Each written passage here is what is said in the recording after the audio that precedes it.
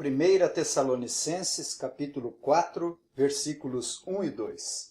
Finalmente, irmãos, nós vos rogamos e exortamos no Senhor Jesus, como de nós recebestes quanto à maneira por que deveis viver e agradar a Deus, e efetivamente estáis fazendo. Continueis progredindo cada vez mais, porque estáis inteirados de quantas instruções vos demos da parte do Senhor Jesus. Senhor nosso Deus, nosso bondoso Pai, Pai de nosso Senhor Jesus Cristo, nós agradecemos por essa oportunidade maravilhosa de estarmos aqui pregando a Tua gloriosa palavra. Palavra que salva, palavra que liberta, palavra que ilumina. E nós rogamos as Tuas bênçãos ao Espírito, a começar de mim, mas também dos ouvintes, para que produza aquilo que lhe apraz. Oramos agradecidos, rogando as Tuas bênçãos para a expansão do reino de Deus através desse trabalho. Amém. A vida cristã não é constituída apenas de conhecimento doutrinário e teológico. A compreensão das doutrinas e verdades do Evangelho é essencial para a nossa santificação e modo de viver para agradar a Deus. Porém, a vida cristã não consiste apenas de conhecimentos religiosos, mas requer que a doutrina e as verdades reveladas na palavra de Deus sejam aplicadas no dia a dia e, pela graça de Deus, frutificado na nossa vida. O conhecimento teológico é como uma faca que tanto pode servir para cortar os alimentos, como para praticar um crime. Assim, os teólogos do tempo de Jesus acabaram matando o Senhor da Glória, pois foram incapazes de aplicar o Messias prometido ao Velho Testamento. Tiago 1,22 diz: Tornai-vos, pois, praticantes da palavra e não somente ouvintes, enganando-vos a vós mesmos. Até aqui Paulo veio introduzindo com a doutrina para poder realmente entrar nos assuntos de questões práticas. É muito importante primeiro conhecer a doutrina para depois executá-la. Paulo sempre faz isso nas suas cartas, primeiro tratava da doutrina e depois então a prática. É como na vida física. Precisamos conhecer através dos exames médicos o nosso corpo para poder tratá-lo ou preveni-lo de alguma doença. Estamos exatamente nessa fronteira onde o apóstolo passa da transição das explicações para a aplicação de seus conselhos e doutrinas, a fim de que os irmãos tessalonicenses pudessem levar a efeito tudo aquilo que aprenderam. Nos versículos 1 e 2, é-nos dito: Finalmente, irmãos, nós vos rogamos e exortamos no Senhor Jesus, que como de nós recebestes quanto à maneira por que deveis viver e agradar a Deus, e efetivamente estáis fazendo, continueis progredindo cada vez mais, porque estáis inteirados de quantas instruções vos demos da parte do Senhor Jesus. Esses versículos são uma introdução ao ensino da santidade, da impureza sexual e do amor fraternal. Então vamos considerar essa porção da palavra de Deus sobre o tema Introdução de Paulo a algumas questões usuais. Ou, se os ouvintes preferirem, uma introdução geral de Paulo ao aconselhamento cristão. Porque esse é o nosso assunto principal. Quando Paulo diz finalmente, irmãos, seria melhor traduzir por quanto ao mais, irmãos. Porque na realidade ele não está finalizando aqui, mas ele ainda tem muita coisa a tratar, onde vai começar a instruir e encorajar os irmãos tessalonicenses. É costume Paulo escrever finalmente ou quanto ao mais, nós vos rogamos e exortamos no Senhor Jesus, que como de nós recebestes, quanto à maneira por que deveis viver e agradar a Deus.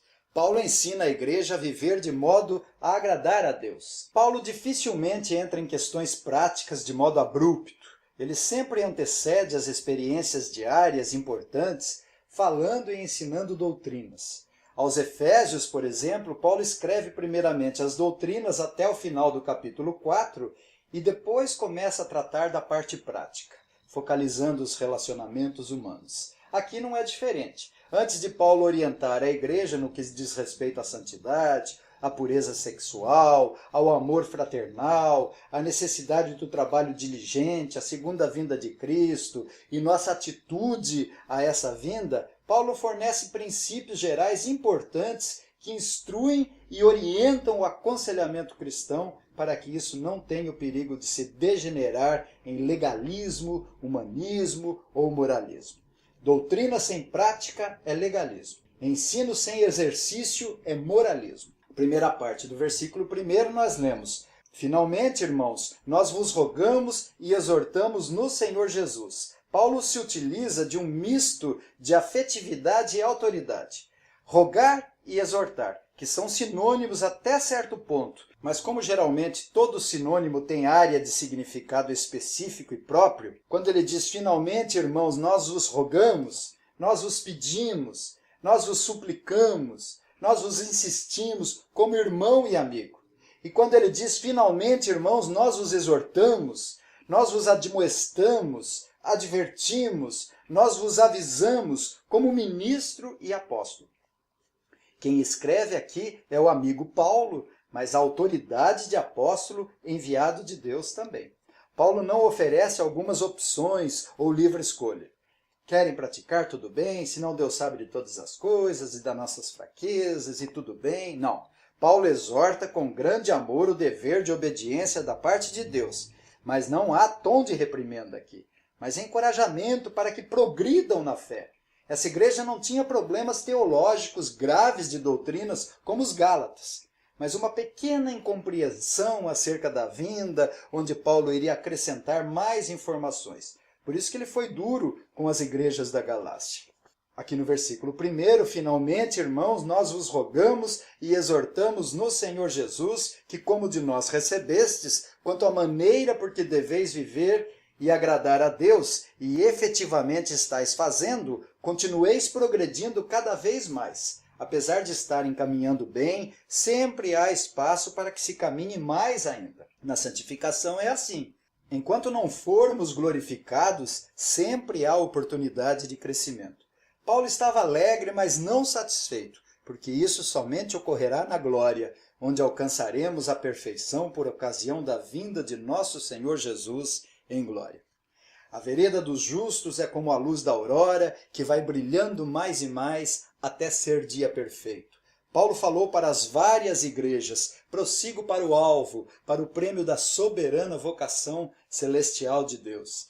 É por isso que eu também me afadigo, esforçando-me o mais possível, segundo a eficácia daquele que opera eficientemente em mim. Pensai nas coisas que são do alto.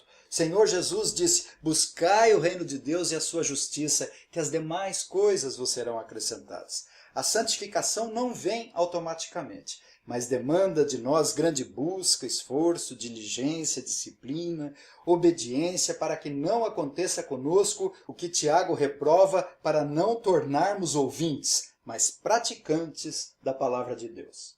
Estaremos enganando a nós mesmos e de nada adiantará simplesmente aumentarmos o nosso conhecimento, sem que isso desemboque em comportamento prático para a glória de Deus. A primeira pergunta e resposta do breve catecismo de Westminster diz: qual é o fim principal do homem? Resposta: o fim principal do homem é glorificar a Deus e gozá-lo para sempre. Mais importante do que isso, desses princípios gerais de aconselhamento cristão, é a referência ao seu centro, ao seu foco, cuja motivação é agradar a Deus e, em um certo sentido, é o ensino mais importante de toda a carta. Paulo também pede pelo conhecimento e a prática dos Colossenses lá no capítulo 1, versículos 9 e 10. Por esta razão também nós, desde o dia em que ouvimos, não cessamos de orar por vós e de pedir que transbordeis de pleno conhecimento da sua vontade, em toda sabedoria e entendimento espiritual, a fim de viverdes de modo digno do Senhor, para o seu inteiro agrado, frutificando em toda boa obra e crescendo no pleno conhecimento de Deus. Portanto, a obediência na vida prática pressupõe o conhecimento. Obedecer sem conhecer é zelo cego e pretexto de boa intenção, como diz a Confissão de Fé de Westminster.